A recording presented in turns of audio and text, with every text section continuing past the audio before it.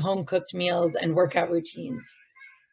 Thank you for making that commitment and fighting that fight. And now, thanks for sharing your experience for the good of the movement as a whole. Before we turn it over to our campaign experts, I'm really excited to introduce our keynote speaker.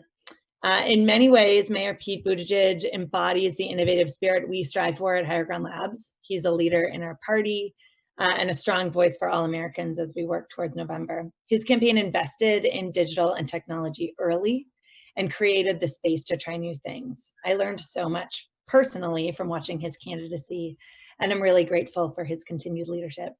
Mayor Pete, thank you so much for joining us today.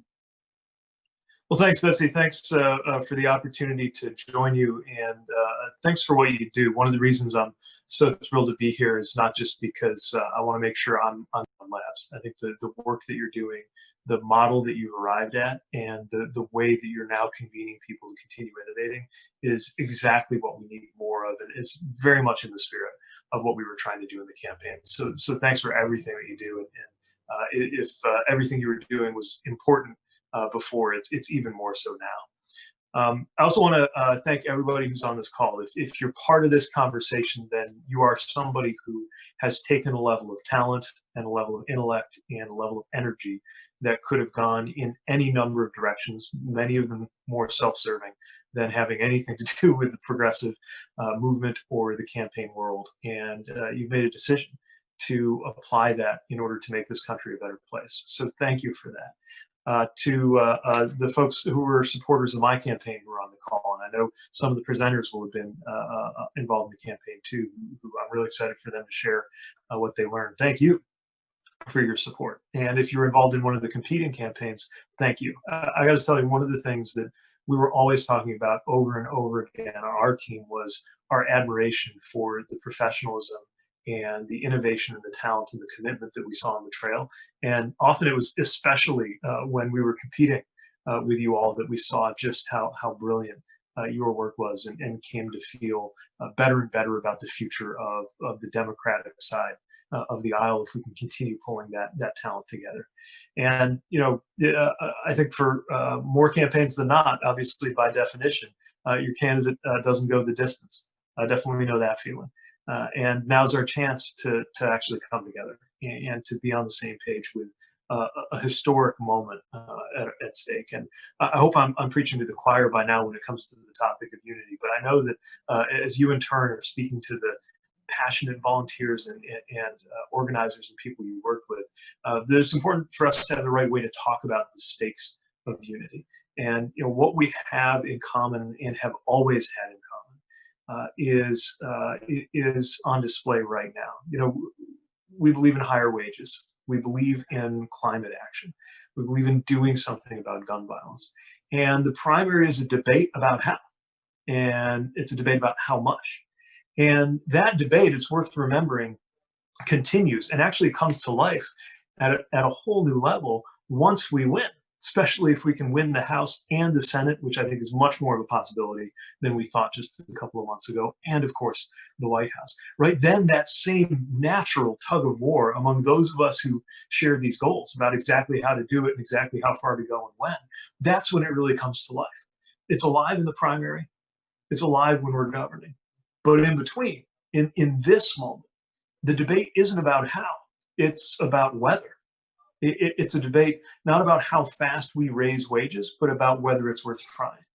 It's a debate not about how aggressive we can be on climate change, but about whether it even exists. It's a debate not about how best to confront systemic racism, but about whether it even matters. That's what's on the line here, not how, but whether.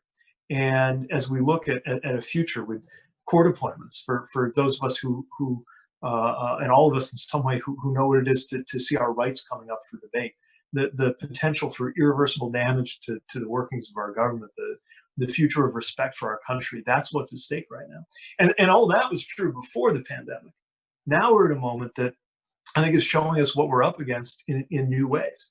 And at the same time, I'd like for us to maybe reframe our response to the pandemic, not just in terms of the horrible consequences of getting it wrong, which we're all, I think, so alive to, but also the reality that we have a chance to recognize that it is neither possible nor desirable to go back to the old way, which means that the question of what's happening right now in leadership, and then the question of who will be leading us, again, nationally, but up and down the ticket, that's nothing short of the question of how our political and social and economic arrangements are going to unfold for the rest of our lives.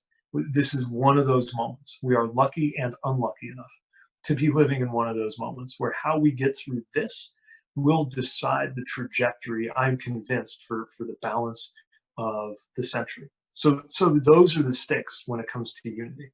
I also want to say a quick word about tactics and innovation, because I think this is important. Again, this is one of the reasons why I think what Higher Ground Labs is doing is so important. I think Democrats intrinsically being regarded as the more, sometimes the more policy-oriented party, sometimes the more intellectual party, like to have a self-image that we are the more savvy, especially in terms of all things digital, especially because we're also generally the younger side of the aisle. And I think there have been moments where that's actually been an illusion. So, for example, because of the breakthroughs and the phenomenal leadership that took place when it came to digital organizing and digital fundraising during the 2008 and 2012 campaigns, I think we arrived in the 2016 campaigns maybe overestimating our own capacity for things like digital persuasion. And we saw a lot of ways in 2016 where our side got outclassed. I'm not talking about the nefarious activity. I'm not even talking about the cheating. I'm talking about really just on a level playing field, the ways in which we may have not built what we needed to. And I think 2016 shocked a lot of us out of that complacency. And what I see in so many of the different efforts that you all are part of are the fruit of that, which unquestionably made a huge impact in 2018 and could very well decide whether we pull this off in 2020. Again, this is something that was true in a big way before. Now you have the added fact that politics, which is fundamentally about physically gathering, is going through a swift transformation, swifter than ever. There's a good piece over the weekend, I think in the Times, about how campaigning has evolved, reminding us that as recently as 100 years ago, it was considered kind of, or 130 years ago, it's considered kind of rude or unseemly for somebody running for president to go campaign. Yeah, somebody else would do it on your behalf. This is not the first time that campaigning has gone through radical shifts in what's expected on the campaign trail, but it's definitely the first time that that's had to happen so quickly. And of course, what's happening quickly is the virtualization of everything from the appearance of a presidential candidate to the way we, who I would like to think would be gathering in person if we could, are exchanging information and ideas and getting to know each other. So once again, this dynamic was there. Now it's even bigger. And this is what you are pioneering: new ways of connecting with voters, new ways of connecting supporters with each other, new ways of raising money, new ways of communicating, new ways of assessing and finding out where people are and activating that support.